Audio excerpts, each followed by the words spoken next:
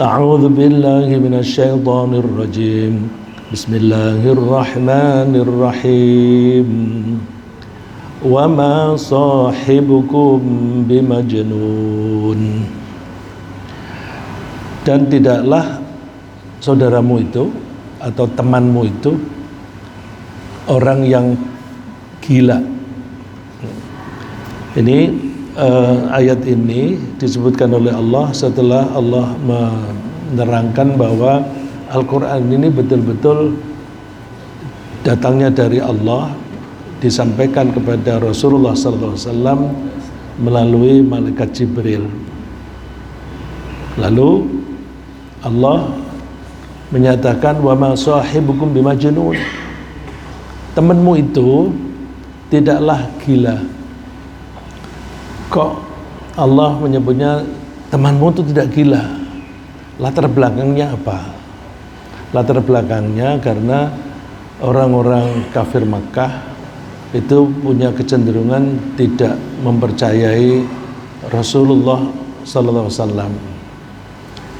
Padahal mereka itu sebenarnya tidak punya alasan untuk tidak percaya kepada Rasulullah SAW. Allah itu sudah menyiapkan Nabi Muhammad itu mulai dari kecil, mulai dari lahir itu sudah ada gejala luar biasa. Karena begitu Rasulullah lahir sebagai bayi yang keluar dari kandungan ibunya, itu Rasulullah bayi itu mengeluarkan cahaya yang tidak lazim pada bayi manapun lahir lalu mengeluarkan cahaya. Apakah itu mukjizat? Bukan. Mukjizat itu suatu kejadian yang diciptakan oleh Allah berkaitan dengan utusannya dan tidak ada siapapun yang bisa menyaingi, tidak bisa mengalahkan kehebatan ciptaan Allah itu. Karena tidak ada yang bisa menyaingi, maka kejadian itu disebut kejadian yang mengalahkan yang lain. Kejadian yang mengalahkan yang lain itu bahasa Arabnya mu'jizah. Jadi mu'jizah itu sesuatu yang mengalahkan, yang outstanding, yang tidak bisa dikalahkan oleh yang manapun. Nah, mukjizat itu diberikan atau diciptakan oleh Allah berkaitan dengan seorang Rasul. Nabi ketika masih bayi mengeluarkan sinar, itu bukan mukjizat. Namanya dulu pernah kita sebut irhas. Irhas, semacam persiapan. Allah mempersiapkan bayi ini nanti akan menjadi seorang yang mulia. Termasuk kejadian yang istimewa bagi seorang anak Rasulullah SAW itu tidak pernah bohong, sama sekali tidak pernah bohong. Sehingga semua orang mengakui, baik teman-temannya sama-sama anak-anak maupun orang dewasa. Bohong itu ada kalanya bohong terhadap kejadian sekarang, bisa bohong terhadap kejadian yang akan datang, bisa bohong terhadap kejadian yang lalu. Kalau ada kejadian yang lalu, misalnya kita melakukan sesuatu, sekarang kita ditanya, kamu tadi kemana? Ke pasar, padahal tidak ke pasar. Itu tentang yang lalu. Kalau kejadian yang akan datang itu janji. Aku berjanji kalau aku menjadi presiden, menjadi menteri dan atau apapun, nanti aku akan lakukan ini dan sebagainya. Ternyata tidak dilakukan. Jadi dia berbicara mengenai sesuatu yang akan datang, tetap yang menyatakan bahwa dia itu akan melakukan sesuatu, tapi ternyata dia tidak melakukan. Itu berarti bohong masa depan. Juga bohong itu bisa juga pada waktu yang sekarang. Misalnya, maukah kamu aku serahi untuk mengurusi masjid? Mohon maaf, saya menyebutnya masjid yang gampang, yang dekat. Mau. Jadi karena mau maka diberi tugas. penugasan itu namanya amanah karena penugasan itu disertai dengan kepercayaan. Kemudian tidak dilaksanakan dengan semestinya. Nah, itu berarti dia mengingkari amanah. Nah, jadi bohong lampau sekarang akan datang itu semuanya bohong, dan kebohongan itu indikasi kemunafikan. Orang munafik itu tidak akan dipercaya. Nah, kalau Nabi Muhammad SAW mulai dari kecil itu suka bohong, maka begitu dia menjadi Nabi, tidak akan ada orang yang percaya. Allah mempersiapkan beliau, dia jujur, janji mesti dilaksanakan, ada amanah pasti dilakukan dengan baik, sehingga beliau dijuluki Al-Amin. Al-Amin yang akar katanya sama dengan amanah, sama dengan Al-Aman. Kalau Al-Amanah berarti trust, kepercayaan. Kalau diberi kepercayaan dia laksanakan. Al-Amanah, Al-Amin juga akar katanya sama dengan Al-Aman, aman. Jadi kalau bekerja sama dengan Muhammad SAW pasti aman. Berbisnis dengan dia nggak akan dikemplang. Ya, kemarin saya ketemu teman pada waktu takziah, dia mengeluh, ini bagaimana ya kita itu orang-orang Islam ini kalau diberi kepercayaan untuk menjalankan perusahaan, dia kebetulan posisinya sebagai investor dan teman-teman dia investor pada mengeluh, aku mencari pegawai, mencari direktur untuk menjalankan perusahaan, ternyata ditalab juga. Ada yang bilang, saya tuh sampai milih-milih untuk jalankan pompa bensin, aku tunjuk keponakan saya sendiri, ditalab juga. Jadi sulit kita mencari orang yang menjaga amanah. Nah, orang semacam itu kalau dia mengaku-ngaku menjadi ustadz atau apa, alah siapa yang percaya. Nah, oleh karena itu Rasulullah SAW itu disiapkan. Nah, karena orang-orang itu tidak mempunyai alasan untuk menuduh Nabi Muhammad sebagai orang yang bohong, ini pantasnya apa ya untuk menolak ajaran dia, lalu mengatakannya majnun gitu. Jadi menuduh majnun itu karena nggak punya alasan yang lain. Ya, misalnya Walid bin Mughirah. Walid bin Mughirah itu bapaknya Khalid bin Walid. Dia seorang sastrawan, orang yang kaya raya dan dihormati di Makkah. Kaya dan murah hati. Salah satu contoh, dia sering nyembelih unta, dagingnya dibagi-bagi. Terus Ka'bah itu kiswahnya, kiswah itu tutupnya itu gordennya, bukan gorden ya, yang kiswah Ka'bah itu 1 tahun dibiayai oleh orang-orang Mekah iuran, tapi 1 tahun dibiayai oleh Walid sendirian, saking dia kaya. Suatu saat dia ingin tahu Muhammad ini apa sih ngomongnya, apa saja sih, deketin, datengin, sambil menawarkan keuntungan untuk Nabi Muhammad. Ya bena akhi. Nah, orang sana itu kalau memanggil orang lain yang lebih muda dengan penghormatan itu, ya ibna akhi, anak saudaraku, gitu. Keponakanku, hai keponakanku. Kamu cari apa sih? Kalau kamu kepengen kaya, aku akan kumpulkan harta orang-orang Mekah ini, terus aku serahkan kepada kamu, sehingga kamu menjadi orang yang paling kaya. Kalau kamu kepengen berkuasa, kita angkat kamu jadi raja, kita akan tunduk kepada kamu. Udah, kamu minta apa? Kalau kamu kepengen istri yang cantik, kita pilih wanita yang paling cantik di Mekah, silahkan kamu pilih, nanti kita jodohkan dengan kamu. Walid ngomong begitu tuh, Rasulullah diam saja sambil mendengarkan. Apa itu artinya? Rasulullah itu santun, tawadhu, ya, santun, ramah, rendah hati.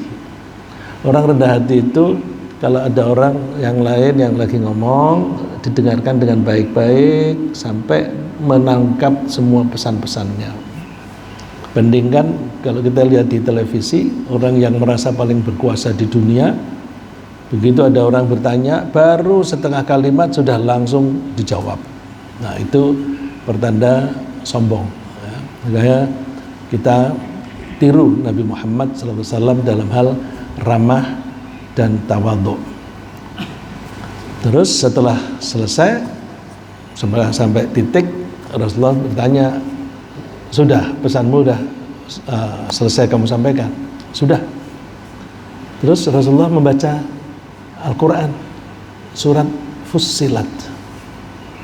Surat Fussilat ya, pendek tapi cukup panjang lah untuk ukuran kita itu. Didengarkan sampai selesai. Karena Rasulullah itu menghormati orang lain, maka orang lain akan menghormati beliau. Dengarkan sampai selesai, terus pulang. Ketika pulang itu wajahnya berubah. Orang yang ganas itu kan ya seperti tadi yang saya sebut, orang yang merasa berkuasa di dunia itu kalau ngomongnya kan wah cedas, bunuh dan sebagainya. Ini tiba-tiba menjadi soft, menjadi lemah lembut begitu. Wajahnya menjadi bersinar. Orang-orang bertanya, "Paman, kenapa wajahmu berubah?" Dia bilang, "Aku tadi mendengar dari Muhammad sallallahu alaihi wasallam. Dia mengucapkan beberapa kalimat. Aku yakin itu bukan dari manusia. Kedengarannya indah sekali. Kalau dirasakan itu manis sekali. Kalau itu kita renungkan isinya, di atasnya itu manis, di bawahnya itu berbuah gitu. Dan ya'lu wa la yu'la. Dia menang, unggul, tidak ada yang bisa mengalahkan." Nah, orang-orang ini khawatir, waduh, ini kalau Walid dia mengikuti Muhammad, semua orang akan mengikuti karena dia tokoh gitu. Terus orang-orang yang mendengar itu lapor kepada Abu Jahal. Abu Jahal kebetulan keponakannya Walid. Abu Jahal, wah, dia ingin marah kepada pamannya. "Paman, kalau paman mengikuti Muhammad, semua orang akan pindah agama." Nah, terus gimana dong? Ya bilang misalnya dia itu pembohong. Terus Walid bilang, "Emangnya kamu pernah menyaksikan Muhammad itu bohong?" Mereka menjawab, "Allahumma la." Orang kafir tapi kalau ngomong itu pakai Allah gitu. "Allahumma la." Enggak. Terus apakah kamu melihat Muhammad itu gila? Enggak. Apakah kamu melihat Muhammad itu Muhammad itu misalnya tukang sihir? Enggak. Terus lalu bagaimana? Lalu mereka mikir-mikir. Nah, ada yang mengusulkan tukang sihir aja. Loh, tukang sihir, alasannya apa? Tukang sihir kalau kita baca di surat Al-Baqarah itu kan wattaba'u ma tatlu syayatinu ala mulki Sulaiman wa ma kafara Sulaiman walakinna syayatina kafaru yu'allimuna an-nasa sihr. Setan-setan itu mengajarkan sihir. Sihir itu fungsinya apa? Gunanya apa untuk mereka? Untuk yufarriquna bainal mar'i wa zawjih, untuk memisahkan, untuk membuat perceraian antara suami dan istri. Jadi sihir waktu itu banyak dimanfaatkan untuk memisahkan orang-orang yang bersuami istri. Nah, lalu Nabi Muhammad sebagai apa? Ada yang bilang tukang sihir aja. Loh kok begitu? Dia kan tidak pernah nyihir. Iya, tapi kan ajarannya dia membuat orang-orang Mekah ini terbelah. Ada yang percaya kepada dia, ada yang tidak percaya. Berarti kan memecah belah umat gitu. Itu logikanya. Nah, terus ya deh orang sihir. Tapi ada yang bilang gila aja, majnun. Kalau kita melihat kata majnun, majnun itu dari kata al-jin, jin. Jin itu disebut jin karena jin itu artinya yang tidak tampak. Jadi makhluk yang tidak tampak, ada tapi tidak tampak. Maka disebut al-jin. Nah, orang yang kerasukan atau kemasukan jin itu disebut majnun. Dulu orang kalau gila ya namanya majnun. Sekarang orang tidak menyebut majnun, tapi bilangnya halusinasi, skizofrenia atau mental disorder. Kalau kita mempelajari psikologi, tidak ada yang mengatakan itu kena jin, nggak ada. Coba tanya, saya dulu pernah dikumpulkan teman-teman saya dikumpulkan oleh dokter-dokter di rumah sakit, dikasih briefing, kasih penjelasan mengenai skizofrenia. Kemudian ada yang tanya, apakah mereka itu kemasukan jin? Mereka bilang nggak ada jin, itu halusinasi. Karena apa? Mereka basis ilmunya dari psikologi, dari psikiatri, yang itu ilmunya dari barat. Orang barat itu tidak menghubungkan ilmu pengetahuan dengan agama. Maka mereka mengatakan nggak ada. Terus ada yang mengatakan, ada yang bertanya, apakah ada orang gila itu hubungannya dengan agama? Nggak ada. Terus buktinya apa? Di rumah sakit ini orang yang gila itu ada orang yang beragama Islam, ada yang beragama Buddha, agama Hindu, ada agama Katolik, itu semua ada. Berarti gila itu nggak ada hubungannya dengan agama. Saya nggak setuju. Saya tidak pernah tuntas mengikuti karena diatur kelas itu mulai jam 11 hari Jumat, setiap Jumat. Wah, ini sengaja supaya orang tidak sholat Jumat nih. Jadi saya begitu 11:30 mesti cabut untuk sholat. Jadi saya nggak pernah tuntas, sehingga saya tidak bisa bertanya lebih jauh. Nah itu kalau menurut pendapat saya, gila itu yang kejiwaan itu ya, itu erat sekali hubungannya dengan keimanan. Kalau dibilang nggak ada hubungan dengan agama, kalau agama sebagai identitas Islam, Kristen, ya nggak ada hubungannya. Tapi ada kaitannya dengan iman. Karena seringkali orang yang gila itu dimulai dengan stres, dengan frustasi, dengan kekecewaan. Nah, orang yang beriman itu dijamin kalau imannya benar tidak akan pernah stres, tidak pernah kecewa, tidak pernah putus asa. Kalau sampai ada orang mengaku beragama Islam kok putus asa, salahnya di mana? Di keimanannya pasti ada yang bolong, pasti ada yang salah gitu. Nah, karena jaminan Allah kalau orang yang beriman itu la khaufun alaihim wa lahum yahzanun, tidak akan pernah takut dan tidak akan pernah sedih. Stres itu anak buah maksud saya derivatif dari takut. Kecewa, putus asa itu anak buah atau derivatif dari kesedihan. Sehingga kalau orang beriman benar itu terbebas dari takut dan sedih. Orang yang terbebas dari takut dan sedih itu sama dengan merasa aman, al-aman. Ulaika lahumul amnu, mereka akan memperoleh rasa aman.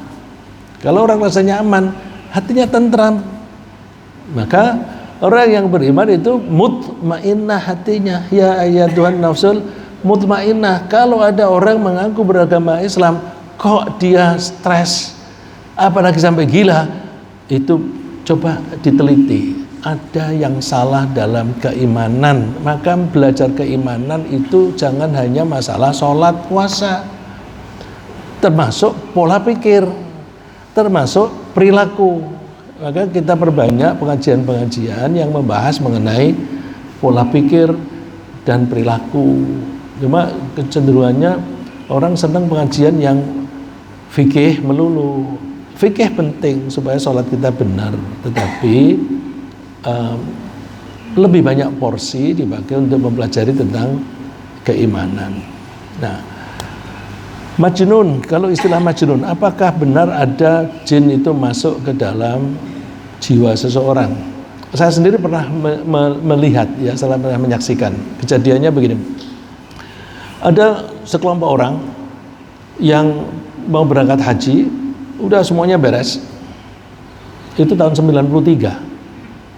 Tiba-tiba pemerintah mengumumkan tidak bisa berangkat semuanya karena jumlah jamaah haji kita yang terdaftar itu melebihi dari kuota yang diberikan oleh Saudi.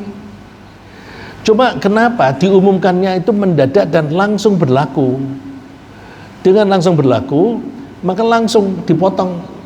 Kalau jatahnya itu misalnya 1,5 juta, waktu itu belum sampai 2 juta. Anggaplah misalnya jatahnya 1,5 juta. Terus 1.501.000, 2, 3, itu yang mulai dari 1 dan seterusnya itu langsung dipangkas. Nah, ini ada sekelompok orang yang terkena itu. Padahal orang-orang desa itu kalau pergi haji bikin walimah dulu, walimah itu safar, gede-gedean lagi, seolah-olah itu perpisahan mau mati atau bagaimana, nggak tahu tuh. Terus ketika sampai di Jakarta dia tidak bisa berangkat, mau pulang malu karena sudah pamit sama masyarakat. Terus ada yang menawarkan, oh bisa lewat jalur ini, jalur itu dan sebagainya. Oh, ya deh gitu. Lewat jalur lain dibikinkan paspor baru, karena paspornya kan kalau haji kan paspor khusus, bikinkan paspor baru. Terus ternyata tetap nggak bisa berangkat. Lalu itu mengungsi dari Jakarta, pulang nggak berani, di Jakarta terlalu mahal, terus mencari tempat tinggal yang lebih murah di daerah puncak sana. Nah, mereka itu mencari makan, jalan-jalan dan sebagainya. Ada yang jalan-jalan ke pasar, ada pohon beringin yang rindang sekali. Pulang dari situ ngoceh, ngomongnya nggak karuan. Terus saya menyaksikannya itu, saya pas berbincang-bincang dengan kiai yang memimpin mereka. Terus ada yang bilang, Pak Yai, itu si A, si Fulan kesurupan. Anu aja dia, itu kan ada Pak, ada Pak Ustadz, suruh ngusir aja.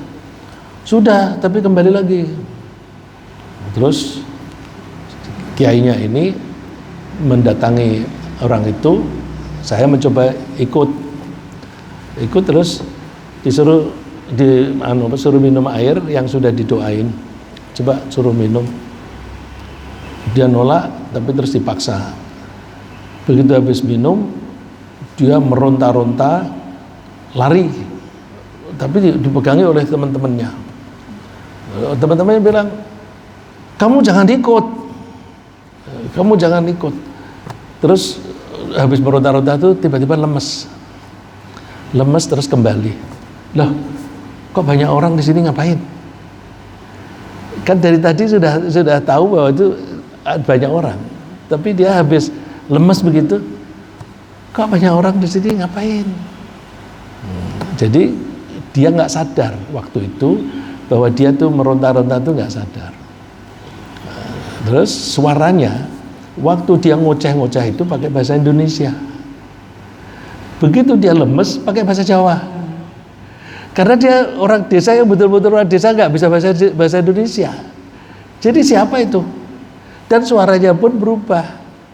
Nah, jadi kalau begitu ada kemungkinan jin memasuki jiwanya seseorang.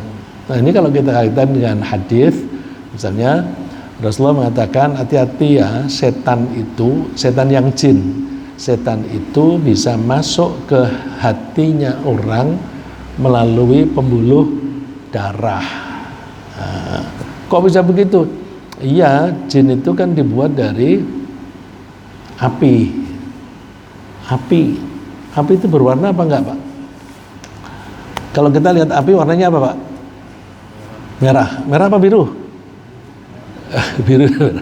Tergantung ya, kalau lilin apinya merah. Kalau spiritus biru. Kalau itu dulu kita waktu Covid kan ada sanitasi itu kan, alkohol kan. Itu kalau dibakar warnanya apa itu? Seringkali di video YouTube itu ditunjukkan hati-hati ya dengan sanitasi ini ya. Terus itu ditaruh dituang di piring, dikasih api. Ada api enggak? Enggak ada. Coba terus kertas ditaruh sini. Terbakar. Ada api enggak? Ada. Berarti warnanya apa itu? Tidak berwarna. Mana yang lebih panas? Yang merah, yang biru, atau yang tidak berwarna? Yang tidak berwarna. Kok bisa merah? Kalau merah, apalagi ada angusnya, itu tandanya combustionnya. Combustion itu bahasa Indonesia apa tuh? Pembakarannya tidak sempurna. Kalau pembakarannya tidak sempurna, warnanya merah. Kalau makin sempurna, seperti spiritus, biru. Makin sempurna lagi, alkohol tanpa warna. Jin dibuat api yang mana? Yang tanpa warna. Wal janna khalaqnahu min naris samum, dari api yang paling panas, yaitu yang tanpa warna. Loh, kalau dia dibuat dari api yang tanpa warna, kemudian kita tidak bisa melihat, pantas enggak? Pantas. Kalau kita ini kan dibuat ada cairan, ada benda padat, ya kasat mata, bisa ditangkap, bisa dipegang. Kalau jin nggak bisa kelihatan. Makanya kalau berhadapan dengan jin hati-hati. Allah mengatakan innahu yarakum huwa wa qabiluhu min haitsu la tarawnahum. Hati-hati ya dengan setan yang jin itu, karena jin itu bisa melihat kalian sedangkan kalian tidak bisa melihat mereka. Ya. Innahu, sesungguhnya jin yarakum, melihat kalian, wa qaum, dan juga kelompoknya mereka, min haitsu la tarawnahum, sekiranya kamu tidak bisa melihat mereka. Makanya kalau kita itu mau menantang-nantang jin, sia-sia karena kita mau nempel dia api, gerakannya kan lebih cepat. Terus dia menghindar, mukul kita dari belakang, kena kita. Ya. Jadi kita kalau berhadapan dengan setan itu jangan nantang-nantang. Kalau kita bilang, setan muncul, aku tempeleng. Kalau kita misalnya nantang setan seperti itu, kira-kira setannya seneng apa takut? Takut apa seneng, Pak Dadang? Ya, senang. Kenapa senang? Kamu sendiri udah jadi setan. Kalau udah muncul, aku tempeleng. Sombong nggak itu? Sombong. Kelakuannya setan apa? Sombong. Kamu udah jadi setan sendiri. Jadi jangan pernah nantang-nantang. Ya, jangan pernah nantang-nantang. Kalau kita nantang-nantang, begitu nantang, udah jadi setan tuh. Ya, jadi Allah ngajari kita jangan. Terus gimana cara menghadapi setan? Ada di Quran itu rumusannya. Satu saat ya kita bahas ya cara menghadapi ya. Tapi saya ingin mengemukakan majnun di sini. Ya. Jadi majnun itu jin masuk ke dalam jiwa orang itu mungkin bisa. Siapa yang bisa kemasukan? Contoh yang saya tadi sebutkan, dia dalam keadaan stres, jiwanya tidak seimbang, Orang yang jiwanya tidak seimbang itu akan gampang dimasuki oleh setan. Ya, satu, orang yang jiwanya tidak seimbang gampang dimasuki setan. Yang kedua, orang yang suka makan haram gampang dimasuki setan. Karena kata Rasulullah SAW, semua apapun yang tumbuh dari yang haram itu sudah dipesan oleh neraka. Kullu ma nabata minal haram an-naru aula bihi yaumal qiyamah. Jadi udah dipesan, ini bagianku. Misalnya bapaknya itu korupsi, duitnya haram, dipakai itu membeli makanan, dikasihkan anaknya. Dosa enggak anaknya? Ya enggak, tidak dosa. Tapi hati-hati ya, daging darah yang tumbuh dari yang haram sudah dipesan oleh neraka. Bagaimana bisa masuk neraka? Setan itu menggunakan itu sebagai kendaraan untuk masuk mempengaruhi pola pikir. Jadi anak yang dibiayai dengan duit-duit haram itu resikonya tinggi, karena nggak kelihatan, nanti nakal aja, bandel gitu dan sebagainya. Terus kelakuannya semaunya sendiri karena dia suka membangkang, suka melanggar ketentuan Allah. Nah, perbuatan dia itu yang menyebabkan dia masuk neraka. Jadi tidak secara langsung. Makanya hati-hati, jangan sampai kita ini mengonsumsi yang haram sekecil apapun ya. Apalagi kalau kita memperhatikan hadis bahwa ada orang yang rajin sholat, kemana-mana sholat, terus berdoa, ya Rabb, ya Rabb. Terus Rasulullah mengatakan, fa'anna yustajabulah, bagaimana doanya, permintaannya itu dikabulkan? Makanannya haram, pakaiannya haram, tempatnya juga haram. Jadi kalau kita sholat memakai baju yang haram, kemungkinan besar tidak diterima oleh Allah. Baju saja, apalagi makanannya haram ya. Hati-hati ya, hati-hati, kita jangan sampai makan yang haram. Baik, kemudian mereka menuduh Nabi Muhammad itu majnun. Tuduhan itu dibantah oleh Allah dengan ini. Saya kasih contoh ayat yang menunjukkan bahwa mereka menuduh Rasulullah itu gila. Di surat Saba. Wa qala alladhina kafaru hal nadullukum ala rajulin yunabbi'ukum idza muzziqtum kulla mumazzaqin innakum lafi khalqin jadid aftara 'ala Allahi kadziban am bihi jinnah. Orang-orang kafir mengatakan, mau nggak aku tunjukin kamu? Ada orang masak, dia tuh bilang manusia sudah mati, sudah hancur lebur, kemudian dia bisa hidup lagi menjadi makhluk yang baru. Lafi khalqin jadid, menjadi makhluk baru. Aftara 'ala Allahi kadziba, apa dia tuh berbohong, mengada-ada? Ambihi jinnah, atau dia tuh gila gitu. Jadi menurut mereka nggak masuk logika. Hati-hati kita berpikir, jangan sekedar mengikuti logika, tapi logika kita yang terbatas. Saya mengatakan logika terbatas itu begini, kita seringkali membatasi logika kita dengan apa-apa yang nampak saja. Yang nampak itu artinya bisa ditangkap oleh indera, bisa diobserve oleh indera. Indera itu bisa penglihatan, bisa pendengaran, bisa rabaan dan sebagainya. Nah, kita seringkali menganggap sesuatu itu logis kalau bisa dibuktikan secara empiris. Secara empiris artinya bisa dibuktikan dengan indera.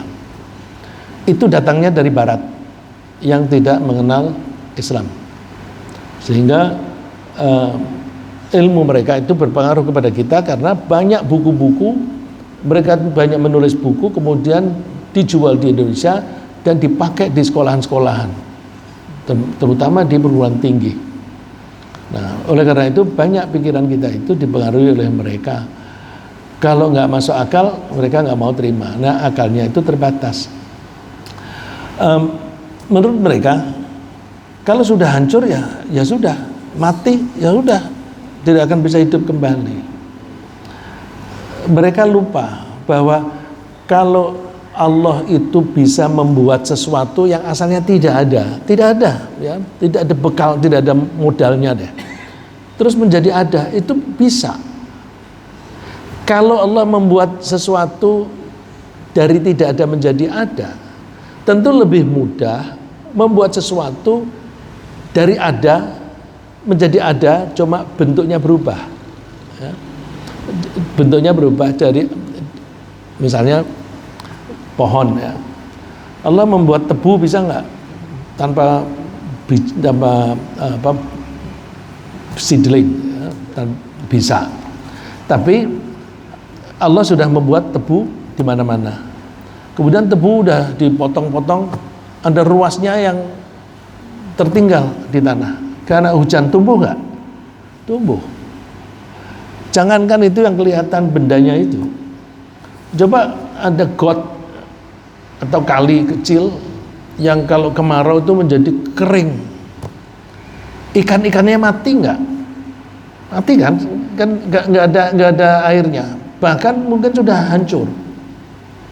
Terus nanti musim hujan datang. Ada ikannya nggak?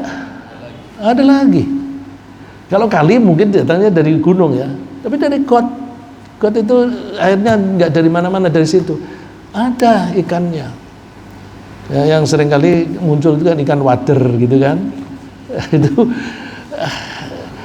karena ada sisa-sisa yang ada di situ, kemudian dihidupkan. Manusia itu oleh Allah ada yang disisakan, mungkin satu sel atau lebih kecil dari satu sel. Dari tempoh hari kita singgung di ajbul zanab, tulang belakang, itu dibuat oleh Allah awet, nanti tinggal disiram saja dengan sesuatu yang Allah yang tahu penyiraman dengan apa, karena digambarkannya di Al-Quran itu disiram, kemudian tumbuh menjadi manusia lagi. Ya. Jadi logika mereka itu logika yang harus dibuktikan dengan indra. Ini kalau kita memperhatikan di surat itu, kalla sawfa ta'lamun, thumma kalla sawfa ta'lamun, la ta'lamunal yaqin. Itu orang seringkali maunya mengakui kebenaran itu kalau ainal yaqin, keyakinan berdasarkan penglihatan mata. Tapi kita harus mendasari kepercayaan kita dengan ilmu, dengan ilmal yakin. Nah, ilmal yakin itu pakai kias-kias biasanya, ya. Jadi kita jangan seperti orang kafir yang memikirkan hanya materi saja, yang non materi tidak bisa kita pikirkan. Terus itu kembali tadi Walid akhirnya karena kedengkian saja, Walid itu sekeluarga dengan Abu Jahal. Abu Jahal itu orang Quraisy, tapi dari Bani si Huzaimah. Kalau Rasulullah itu dari Bani Hashim. Mereka itu bersaing. Jadi dari Quraisy itu bercabang-cabang dari keturunan siapa. Nah, mereka itu berbagi dalam kekuasaan. Misalnya Bani Hashim diberi kekuasaan untuk mengelola Masjidil Haram. Terus kalau ada orang punya kesulitan, tidak paham tentang suatu agama, masalah agama, konsultasinya dengan Bani Hashim. Nah, terus ketika Nabi Muhammad itu mengaku sebagai utusan Allah, Abu Jahal cemburu. Abu Jahal sendiri mengaku Nabi Muhammad itu nggak pernah bohong. Dia bukan gila dan sebagainya, tapi dia pernah ditanya oleh seorang penyair namanya Akhnas. Mereka berdua sendirian. Abu Jahal, namanya Amr, kamu pernah nggak melihat Muhammad itu bohong? Enggak. Dia gila? Enggak. Terus dia bener nggak? Bener sih. Tapi kalau yang jadi nabi itu dari Bani Hashim, nanti kelompok kita dapat apa? Bani Makhzum ya, Bani Makhzum, terima kasih. Ya, Bani Makhzum dapat apa? Jadi dasarnya kedengkian. Nah, seringkali kedengkian itu membuat kecerdasannya itu terganggu. Ya. Itu dalam Al-Quran sebutnya baghyan karena kedengkian. Jadi Abu Jahal sendiri sebenarnya mengaku seperti itu. Walid itu bilang, inni sami'tu qawlan wallahi ma sami'tu mithlahu qattu. Aku mendengar ucapan, demi Allah aku tidak pernah mendengar contohnya seperti itu, yang sepadan dengan itu.